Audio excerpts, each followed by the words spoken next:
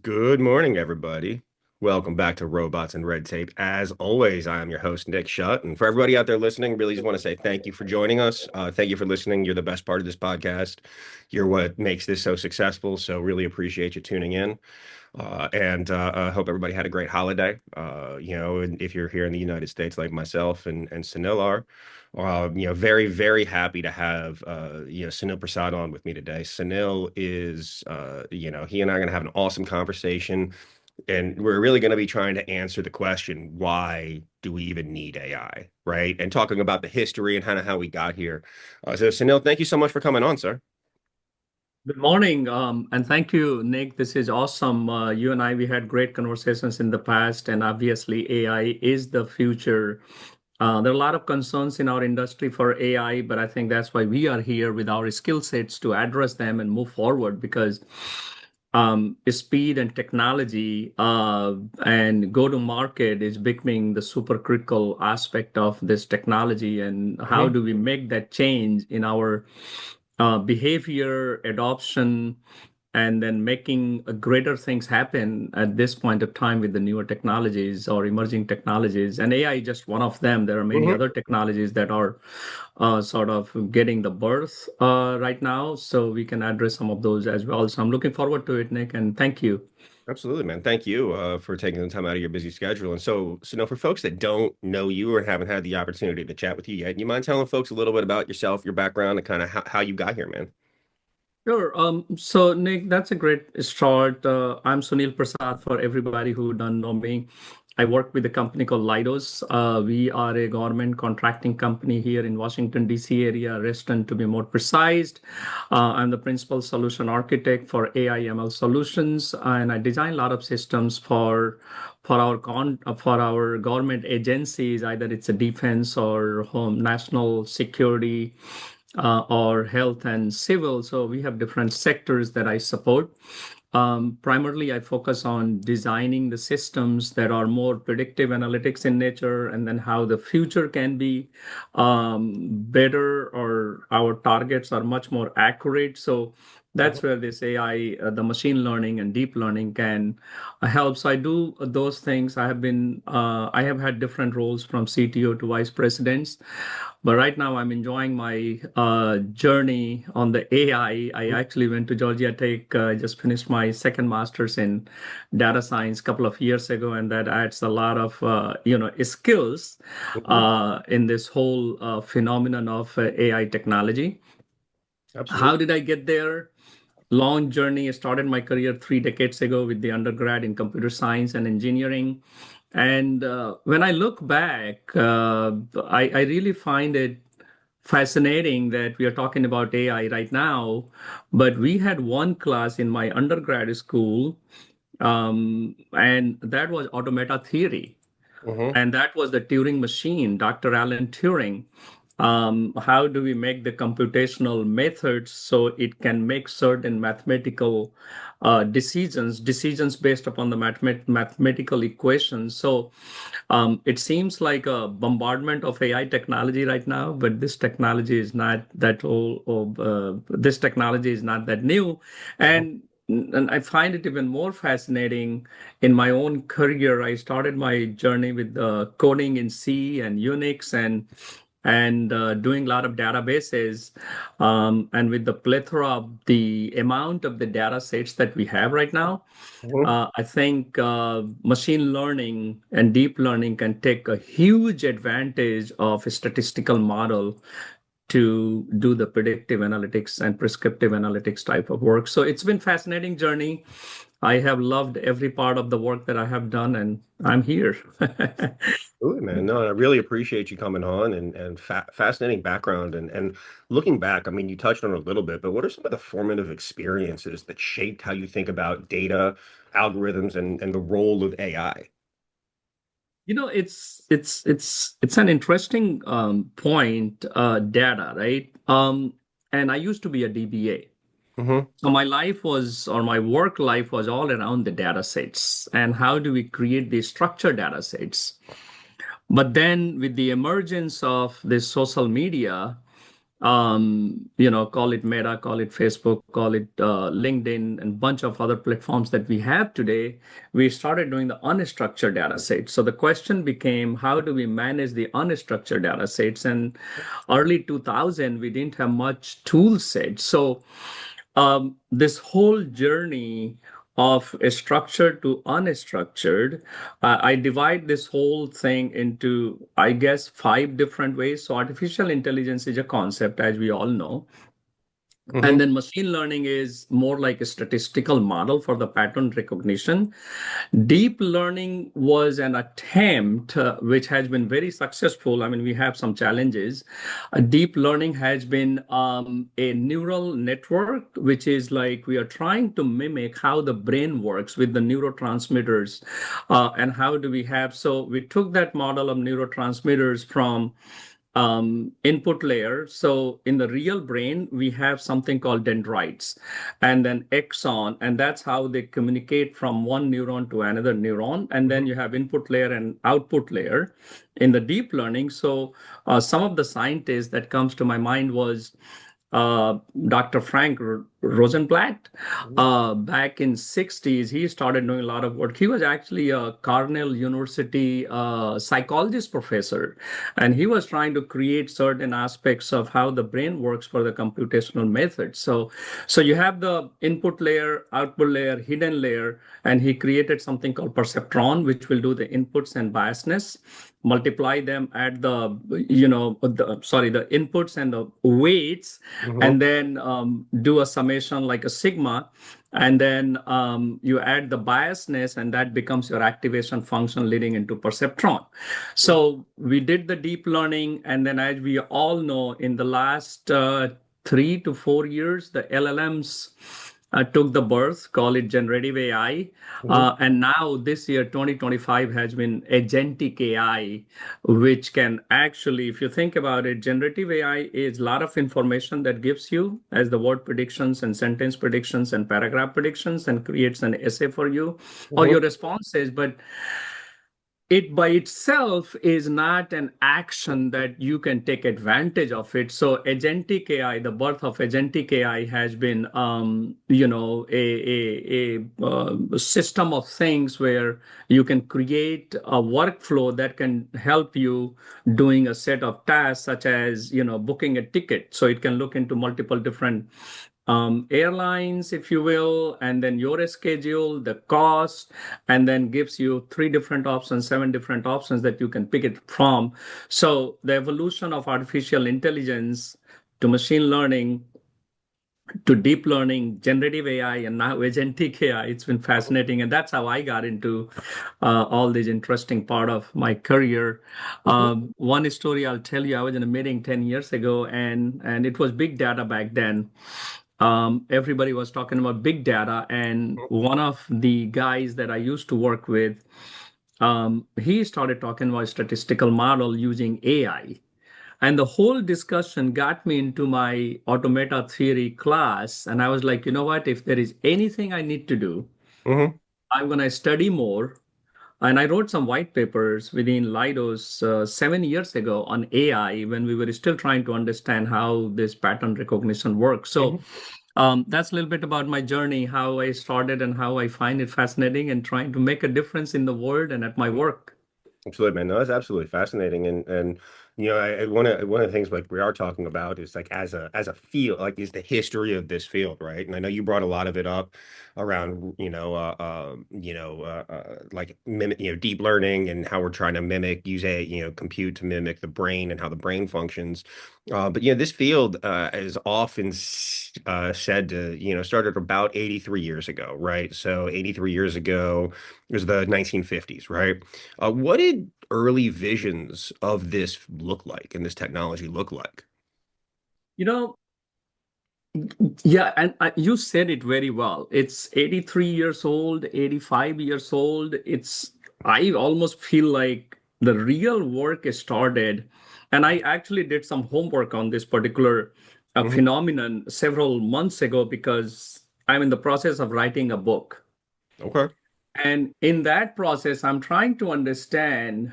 why AI is so important and when did we start thinking about AI. So I'll take a little bit of detour just to make my point. Mm-hmm. I have divided this into five segments, if you will. And it started in 1920s. And I made some note just for our discussion purpose, and I call them from 1920s to 1940s. I call it more like early conceptual methods for the computations, and those were the foundations, right? So that's 1920s to 1940s. Then actually the golden age uh, for the AI was from 1950s to 1974. And that's the time you'll hear a lot of names like John McCarthy, Frank Rosenblatt, um, and then the other big name that you will hear is, Dr. Alan Turing, Minsky, Marvin Minsky, Seymour. These were the scientists. Actually, they did it all differently, not like they were working together, different universities and writing paper, creating some method. So that was the golden age from 1950s to 1974, and that's the time they started doing this neural they didn't call it neural network then, but they were thinking to create a function called activation function and perceptron, so Mm-hmm. you can do the predictions for the next word. And it's amazing to know in 1960s, I think, to be more precise, I think it was 1964 or 66. There was this natural language processing systems. Today we talk about LLMs, and that's like, NLP. However, a new system was designed called ELIZA that could do the predictions of the next word, ELIZA. And that system was designed back then. But unfortunate part happened in 1971. Then Dr. Frank Rosenblatt, he died in a boat crash in the water. He was doing some entertainment activities, I believe, and Mm-hmm. he just, I guess, drowned, and he Wow. died. And that basically stopped a lot of work that he was doing. And then the third sector or third segment of this AI revolution fell into something called AI winters. Mm-hmm. And AI winters is very like it's like a low moment. The funding is stopped for the universities and academia. Mm-hmm. A lot of other things happened. The speed of the processing was is still a challenge. Mm-hmm. Intel started creating some new CPUs and stuff like that back then, but because of the funding and many other factors and death of Dr. Frank Rosenblatt, we had the AI winters, and that lingered for almost like 2 decades until like 1990s. Mm-hmm. And then a phase comes, the fourth phase or segment, I call it modern AI and statistical learning. That's when some of these companies, we all know NVIDIA, they started doing their things, and started to create better hardware, the GPUs, and this is very early stage of NVIDIA, right? And so probabilistic models, the calculations, the Bayesian theorems, all these theories started to take a shape in the Mm-hmm. fourth phase of AI revolution. IBM created something called Deep Blue. And back in 1997, uh, and then the support vector machine was created back in 2000. So these statistical model started to get some attention, and comes 2000, a lot of these companies such as Google, Google just started back then, and Amazon was trying to get into, some of these things. So early stage, and then Nvidia was becoming better in terms of their hardware design. So, and then money started pouring in for the AI research and work like that. So this 1990s to early 2000, a lot of great things happen, and that's Mm-hmm. how great things such as the hardware, the computational speed, the amount of the data started increasing. Because Nick, as you know, for AI models to do a better job, for any statistical model for predictive analytics,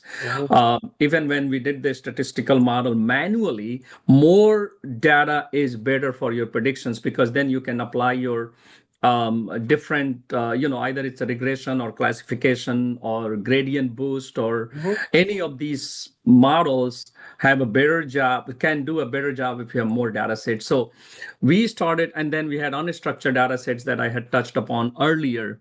Hmm. So that's how all these things started picking up. Getting into the next phase, which is the fifth phase of the deep learning revolution. Hmm. And that deep learning revolution, most of us heard the name last year. I can't remember, it was last year or earlier this year, the Nobel Prize winner, Dr. Jeffrey Hinton. Hmm. He is considered to be the father of deep learning. Not that he did it alone. There were a couple of other people like Alex and Dennis and these guys, they started doing some deep learning. And that's when they formalized the process Hmm. of what Dr. Frank Rosenblatt and Marvin Minsky had done the work in 60s that was stopped. So they picked up around early 2000 and they started creating these models for the deep learning. They ran into a huge problem, something called it's XOR problem. Hmm. You know how we have the AND between the two functions and then you have OR, but Hmm. XOR is slightly different. So they ran into this problem, the XOR, and so their predictions got stopped at certain levels when you're doing the predictive analytics. So the solution was found out using the back propagation function. So you can calculate the loss function as you continuously, because when you do the accuracy calculations, Hmm. if it's not as accurate as it should be, so you can start doing the back propagation, Hmm. back, and find out where is the missing piece. So all these things were taken care of, and then obviously NVIDIA started making super great GPUs Yep. which is speed up the calculation. So that deep learning phase went on. There is a model called AlexNet model, which is part of the CNN.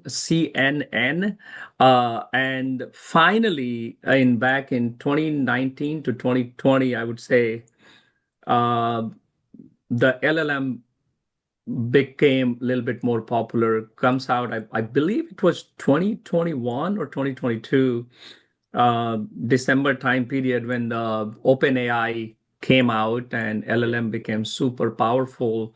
And Hmm. now we all know about generative AI. We have tons of those, and then that led into agentic AI this year. So this is sort of the fascinating journey from a Hmm. lot of 5 or 6 different phases of the AI starting from 1920s. I want to add something, if you have time, is that this is the first time in the human mankind since the Industrial Revolution we have outsourced our limbs, such as arms and legs and Hmm. our core muscles, to do things with the machines. So, for example, if we cannot lift things, we got the robots or some machines that Hmm. can lift things for you, the Yeah. heavy weight. Like the cotton So, gin, right? The cotton gin. yeah, The cotton gin allowed cotton to be produced at a mass level because it solved the bottleneck in the process 100%. And that makes a lot of sense. And now I think it's like you're saying we're outsourcing this is the first time we've been able to outsource our minds in a similar way. yeah, and that's exactly right, Nick. You're 100% correct. And then so limbs were okay to outsource, Hmm. but the question becomes on the food chain, Hmm. humans are on the top. That's because we have our brain and neocortex at what 2.98% is the active. So imagine if it's more, how Hmm. much more humans can do. So I have been trying to understand the evolutions of humans from the Neanderthals time to Homo sapiens. We are all Homo sapiens, and we are on the top of the food chain. So if we have outsourced our brain, Hmm. are the GPUs and machine learning and deep learning and agentic AI and generative AI, they are gonna take over the food chain, No, I don't think so. or humans will continue to evolve and still stay on the top. So that's a question. I see you nodding your head, so Mhm. your head. So I'd like to hear your perspective. I don't think so. I don't think that I don't like at least not for a long time. I think that for that to happen, first, robotics will have to come a long way. And second, I think that um the reason I don't believe so is that you can't really create anything new using AI, right? Everything is a greatest hit, everything is a repeat, everything is a replay, right? You can't, and when you think about how humans like when you think about how humans come out with, and create new ideas, right? There's a lot like what we are able to do is we're able to like use analogies and think about things, right? In new ways, right? And like what I mean by this is that if you know how to drive, you can drive any car, right? And like it might take you a little longer to learn how to drive like a school bus, like a bus or a tractor trailer based on the size. But you and I, we can drive pretty much any car. If you can drive a Yeah. stick shift, you can drive pretty much any car, right? If for and correct me if I'm wrong, for an AI to do that, they would treat every car like it's a brand new car. Hmm. And they wouldn't be able to apply their lessons and the experience to something new in a new and imaginative way. And I think that that's why we are where we are, right? I think AI and like a lot, like I think AI is a lot better than people at some things, right? Processing massive amounts of data. Like we can't process the amount of data that these LLMs process or store the amount of data or recall it, but we also don't need that anymore, right? This is part of the reason why I have problems with the education system currently. I think Yeah. the education system is set up in a way where like rote memorization is a lot of it, right? And that's not something that you really need when you have access to all the information that humanity has ever generated on your phone at all times, right? What you do need is you need to know how to be able to think. Yeah. And I don't like these, like for all of their the incredible things that they're able to come up with, right? Has it ever told you a funny joke you'd never heard before? Right? Like it doesn't have like has it ever written music? Has it ever created art? Right? And that's what we're and when I look at like agentic solutions, my hope is that it will allow us to spend more time doing what we do best, right? Just like as you look through the Industrial Revolution, what it allowed us to do was be far more productive as a society and create the foundation that we are still building off of to have this revolution that we're going through right now. Yeah. No, you are spot on, and I think you did touch upon a lot of things that's interesting. I am a strong believer of even though since industrial revolutions, which is 350 to 400 years, um, humans have Hmm. evolved.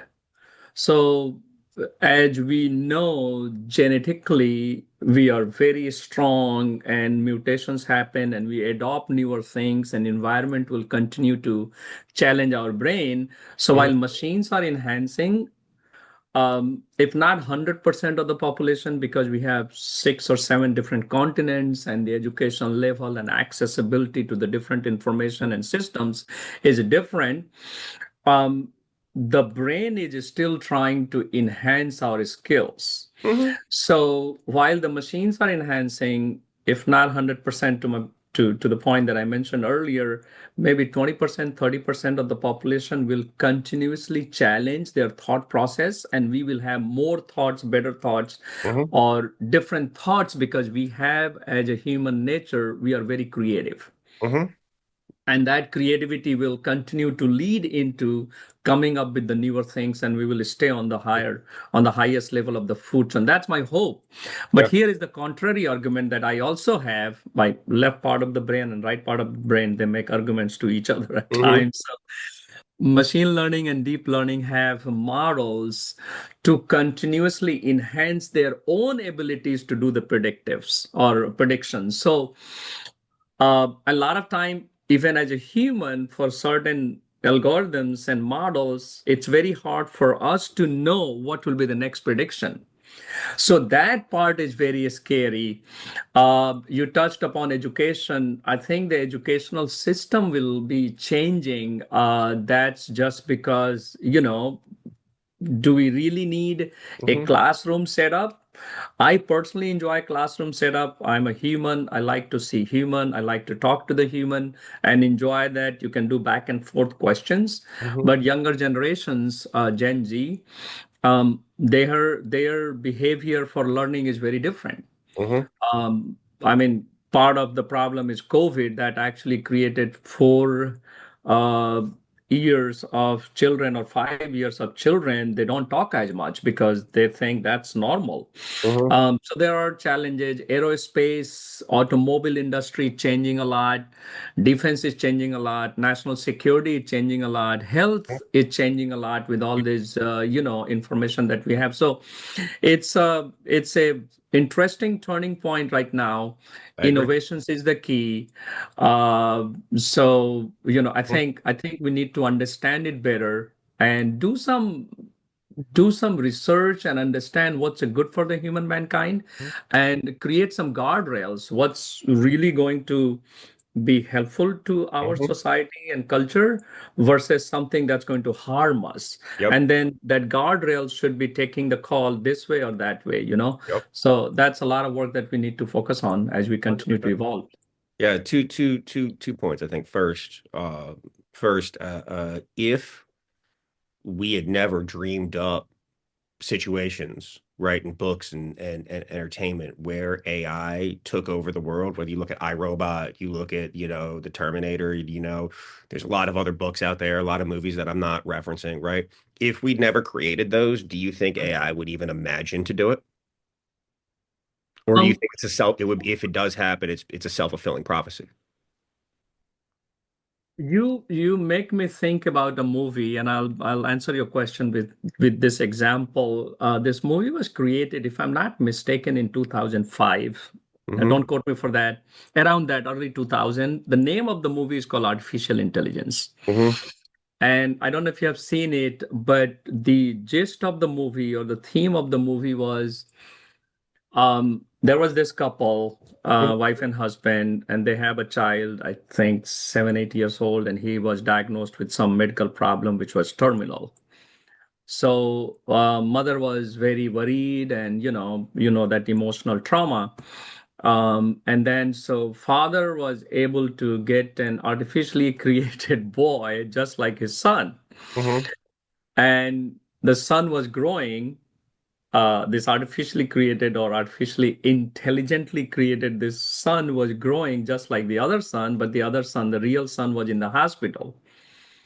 So I think it took some time, 6 months, 1 year. I don't remember the whole part of it, or 2 years. And then this artificial son became almost like a real son to the mother. And father knew he's not real. Mm-hmm. So she had emotional attachment. Mm-hmm. Unfortunately enough, the real son who was in the hospital, he got better. So now he came back home. Now there are two brothers, if you will. Mm-hmm. One is artificial, one is real, natural.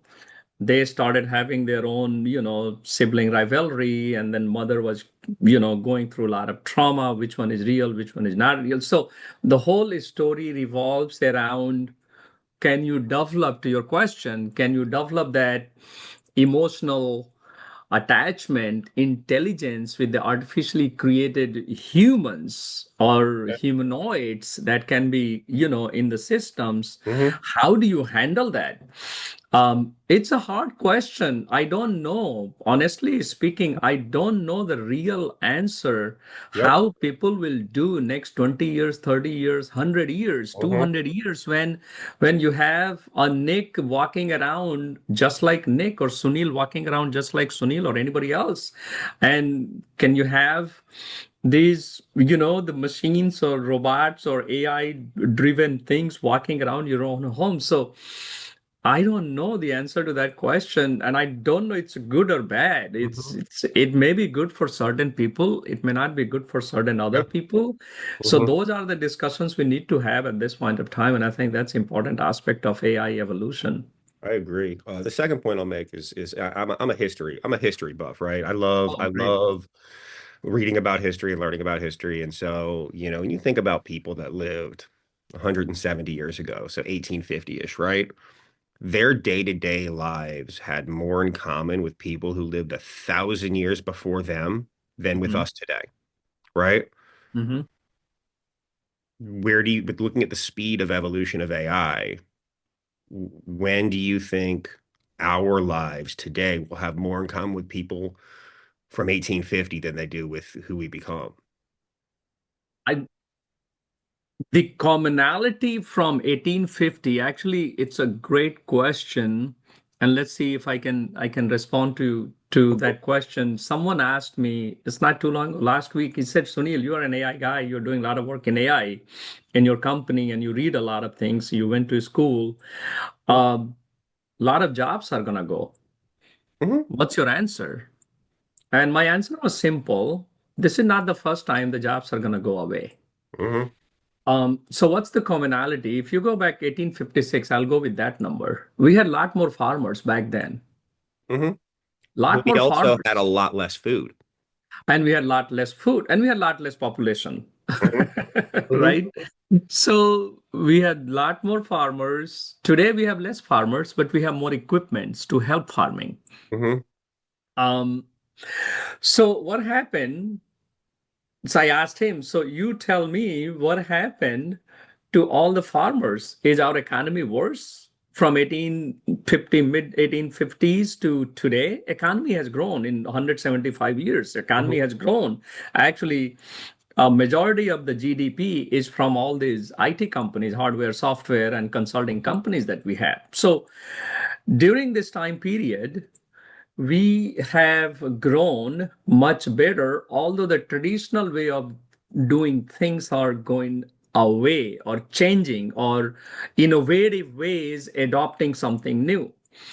So then I made my second point to him. It's like, yeah, we're going to lose some jobs, the traditional jobs of cashiers and stuff like that, or healthcare insurance agents, and basic questions in customer support. And actually, we are creating a lot of systems within part of our ecosystems to have that service desk. I created a graph notes where you can do the infrastructure predictive analytics Mhm. that we have installed to our customers and clients. And then we are doing the interactive talking in the service desk. So you can do, 30%, 40% of the initial calls without getting a human on the line. So um, Mhm. nuclear energy, electrical engineering is going to become super powerful in next 1 decade to 2 decades. As you heard, the new bill that was signed just last week by White House President Trump was about the Genesis mission, which is the America's AI action plan. Mhm. And so that's going to create the integrated platforms that will need more jobs. Mhm. If you think about creating hyperscaling, that needs a lot more hardware. And to run all these data centers, the Mhm. amount of electricity that we are generating today needs to be 3 times in next 5 to 7 years Mhm. just to run the AI data centers. Yep. So imagine the power of newer jobs that are coming in the nuclear energy. Just Department of Energy is actually driving all these things. There was some executive orders. I forget the number. Actually, I was looking into that Mhm. other day. That's going to create tons of new jobs. So going back to your original question, what happened in 1856 versus now to 1,000 years ago? I consider it to be evolution. The commonalities between the jobs that we have will be continuously challenged and changed. At the same time, the mundane work, mundane tasks are going to go away with the machines and people will get used to. I know. I was just thinking about this example when my kids were growing up not too long ago, 18 years ago or something like that. We used to go to Toys R Us and they changed the name to something later on, I forget. But so we used to buy the toys there they can play, but new generation kids are starting there, growing up with the iPads. Yeah. So you see the difference in last 15 years. So Hmm. there will be some commonalities, but the enhancements and newer Yep. intelligent machines and Hmm. things like that will become the norm Yep. for the younger generation. Yeah. And just, dovetailing on that, man, from your perspective, Sunil, why does AI even matter? Why do we even need it? It's a it's a question that I can debate either way, like in Mhm. pros or cons. Let's just start with the pros. We need AI because human brain is very powerful and human brain always wants to learn and do something newer and different and better. So we continuously do a lot of things in everyone's job. We have to document, we have to write things that if we have a co-assistant, he or she can do that work so you can move to the next thing much faster. You can Mhm. create more value Mhm. with the less resources. So that's the reason AI is going to become your co-augmenting, co-pilot, call it, or a co-worker, you call it. So 50% of your work can be done by the machine. So that 50% time you saved, you can do better things. So that's why AI is going to be useful in the medical field. A lot of surgeries, as you know, they are being done with the robotics, endoscopic, they do and look at the Mhm. computer, and a lot of things they're doing it. A lot of predictive analytics. I was talking to a surgeon in one of the conferences not too long ago, and she was like, if I can know about the history Mhm. of a patient when he is or she is getting onto the theater, the OT, the operation theater, Mhm. ahead of the time, and also create a report that when I did this procedure, when in the industry, how many times, what are the different problems have occurred, so I can plan better for this particular, so AI can be helpful. There is a purpose. You can do the same thing with aerospace. You can do the same thing with defense. You can do same thing with the automobile industry. As you know, it's advancing retail business, anything that you can imagine, farming. um, but then now if I go to the negative side of it, it's going to make certain people lazy. That's a concerning. They don't want to They think already enough. are. They already are lazy. Let's be clear. Like, there's a lot of lazy people in this world. A Yeah, lot of so people it's that will work very, very hard to not be productive. And you and I know. yes. Yeah. And that's the unfortunate part of it. So how do we make a balance of it? And that's where the biasness to trusted AI, and Hmm. I did some work on that, that how do we make the AI maturity assessment, the AI readiness, the data readiness, all these different questions can be sort of addressed with the pros of it. Because AI has a purpose, AI is a journey, AI is fascinating, AI is impressive. At the same time, how does it harm it? So we need to also identify the areas where it's going to become hurtful, harmful, so we can address them Hmm. before it becomes a bigger problem than the solution. So we need to spend time on Yeah. both sides of the this equation. What does AI actually do well today?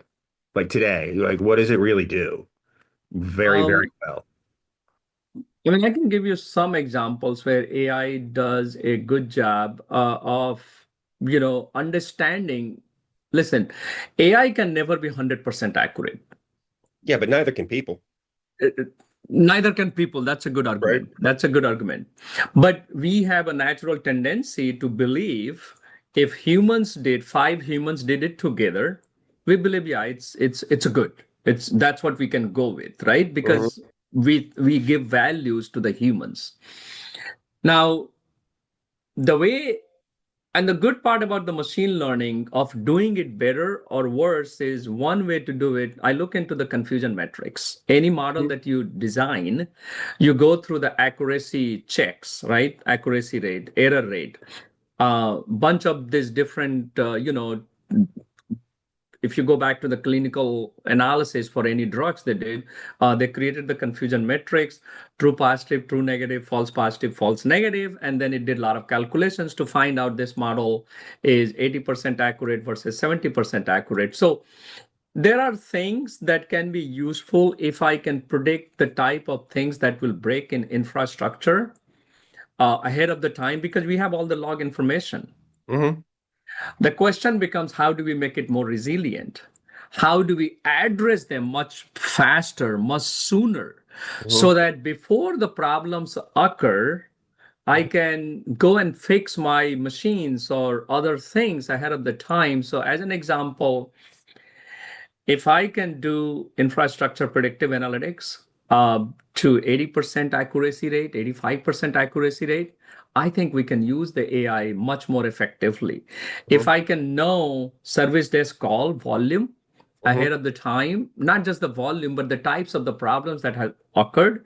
So Hmm. we can make a bracket of, these are my top problems. Let's focus on those. So those problems go away. So that will be a good advantage. What is working AI very well? I mean, we don't need to say about the EV cars. Hmm.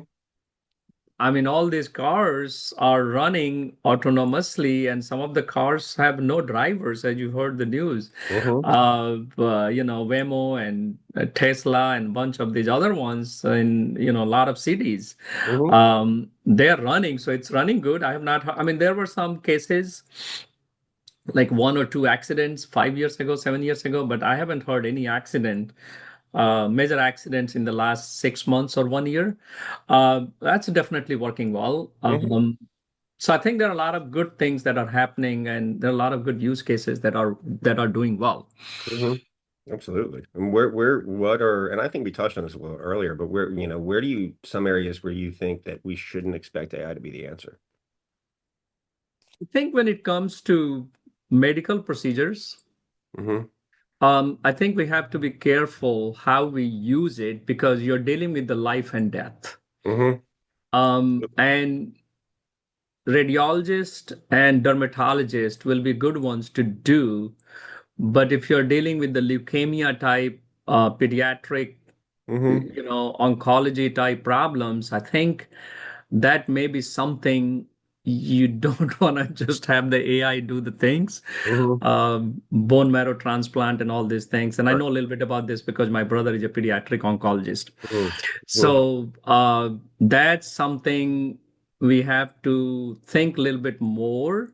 Uh, Hmm. and, suggesting a lot of things based upon the LLM models uh, is great. But I think how do humans pick and choose, excuse me, Hmm. pick and choose what is right, what is wrong? And that's where your intelligence, human intelligence come. So I think that's where if humans can do a better job to understand, I'm more concerned about um, the people who just think whatever the LLM said is 100% accurate. It's Hmm. not accurate. It may not be accurate, I would rather say. So you need to do enough checks and balances and validations before you say this is correct and that's what I need to do. So I think that can be something we need to focus on. Absolutely. No, I agree. And when I think about things that the AI likely shouldn't do or, won't do, right? Um, and where it shouldn't be the answer, like obviously, yeah, parenting below a certain age, like parenting is one, like raising children, obviously, very like interpersonal thing. I don't think AI should be a therapist. Also, just like let's take all the hallucinations and all of that away. God forbid, dude, who owns that data if you have an AI therapist, right? Right, and that's a Yeah. whole other level of concern. I don't think that I don't really want it to be involved in weapons and weapon systems, but I'm sure it will be. That gives me pause, right? And so like there's a lot of places where we really need to be very skeptical about it. And just because we think that it shouldn't be there now doesn't mean can't be there in the future when these systems have gotten a lot better. But I don't think that these systems are sophisticated and mature enough yet to handle a lot of things when you look at the just general hallucinations that occur. And I know, like, you see, like, I also, like, I don't think you should be like, I also really don't think that we should have AI friends, like AI friend apps or AI girlfriends or AI boyfriends or whatever. Like, yeah, I'm sure you've heard about the character AI case and what's been going on in Florida, Mhm. uh, and like that's just like that was just like the first guy I'd ever heard, first person, first young man, a teenager I'd ever heard of who, he killed himself to be with it, or he killed himself to be with his AI, avatar that he fell in love with. And when you think about that combined with the, epidemic of loneliness that's been building for the last, call it 15 plus years, I have a lot of concerns around that. So there's a lot of areas I don't think we should, should have AI, but I know that, people are going to do a lot to make a buck. So it is what it Yeah. is. It is what it is. Like I'll go back to address, and you touched upon the parenting. I didn't think about it because my kids are a little bit grown up now. So, Hmm. but yeah, those are very important aspect of parent and children. That Hmm. relationship, human Absolutely. relationship, is very important. 100%. Uh, yeah, yeah, I think very well said. A lot of thoughts, but one of the things I wanted to touch upon is um, in any organization, even my own company where I love to work, Leidos, I have been doing some great work with the great people. Um, I call it, you know, TT, but I'm not TT culture, but I'm not saying it table tennis. I'm saying talent training. Talent training culture is very important. Hmm. That not necessarily AI is going to solve all your problems, right? There are different technologies that you hear about. There is RPA solutions, right? Robotics process automations that can do a lot of work. Quantum technology is taking shape right now. So, we need to focus on that. Um, when we talk about integrated platforms, there are so many tools and technologies that are in the market. How do we bring the right synergy? And then security. Security is paramount, right? I mean, when you're doing AI, a lot of things are happening. So that's where this talent training culture should only not focus on, okay, this is how you do with the AI and this is the tools, but also create that environment where what's not right for AI. Hmm. So as the generations grow, they have that mindset of certain things, not, no, that's not right, or that this is the perfect, Yep. conditions and solutions. Hmm.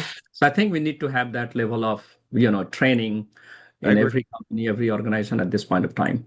Completely agree. And we were talking around it a little earlier about, humanity not being on the top of the food chain anymore.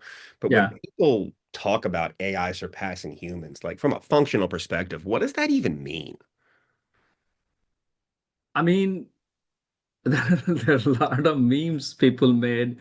One guy calls, I think somebody calls a shop and Hmm. he didn't know the answer. So he's doing LLM or one of the LLMs and he gets the answer. He sends it to the other guy. He doesn't understand what he said. So he asked LLMs and the whole topic went somewhere else.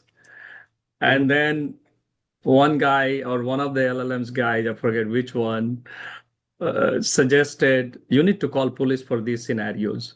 He Hmm. calls police and police does the LLM.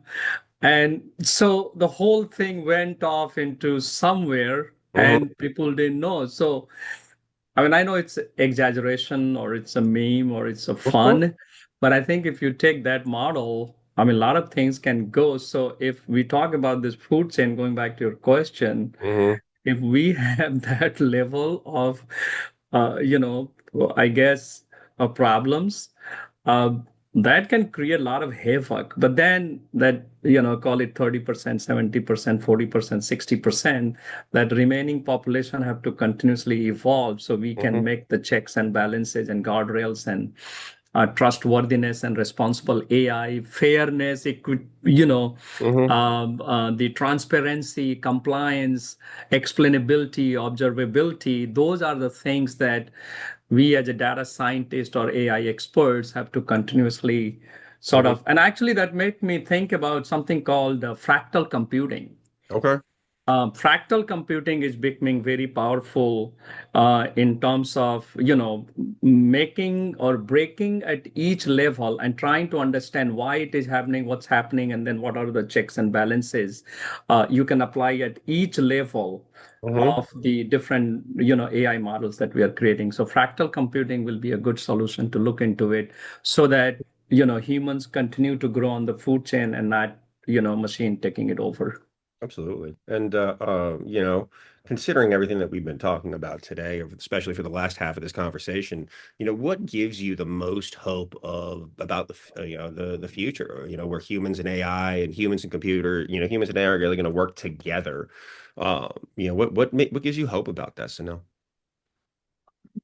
There's a lot of hope. I mean, there are a lot of good things that are happening with AI. I mean, like I said about coexisting, Mm-hmm. co-piloting. So that's a big hope. Let's say you are trying to understand your target when you are in defense, right? And when you try to understand your target, they're moving. Mm-hmm. So how do you use your, real time Mm-hmm. information that we can use it? So that's one example. In medical facilities, how can we get a lot more information and the details at the time when you're doing it? So that makes me very hopeful. Mm-hmm. um Parenting is not a good place to be there. That's not good, to your point. Mm-hmm. uh Autonomously driven cars are good hope. um Retail business is doing pretty good with some of the AI functions that they have incorporated right now. So there are a lot of hope uh, in healthcare, in defense, in security systems. If when you go through the TSA, and as you know, Leidos does the, all this. If you remember how you do this, that's all Mm-hmm. us.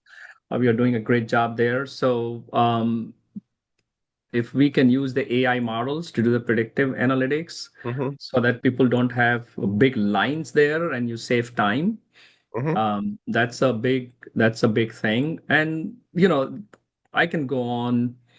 I just personally think AI is a good technology and it will remove some jobs. I cannot say it's not going to remove jobs, but I think it's going to create a lot more jobs and our economy and GDP will be better as we continuously evolve. I mean, we didn't touch upon the NASA and geospatial. Mm-hmm. Think about that whole world, how much we can do with this, going to Yep. other places in this space. That's another big area. Mm-hmm. Absolutely, man. Just humongous, humongous. There's a lot of hope. There's a lot of I hope. agree. But the bottom line is we need to have the checks and balances and guardrails at every step because it can be, and cybersecurity and defensive security to address those things Mm-hmm. as we continuously evolve. Completely agree, man. No, I completely agree, Sunil, and I do appreciate it. I appreciate you taking time to chat today. Really have enjoyed our conversation. Thank you so much. I've learned a lot from you. Well, thank you, and it was good opportunity. And Nick, it's always fascinating to talk to you, and I'm glad I was able to share. Not necessarily I know a Hmm. lot of things. I'm still learning. I just know a little bit about this, but Yeah. Hmm. I'm always curious. I want to do more. I want to help. I enjoy what I do, and I just find it very, very fascinating and interesting time right now with the AI for the next several decades, I would say. I'm with you. And everybody, thank you so much for listening to Robots and Red Tape. As always, Nick Schutt, and I hope you're having a great day.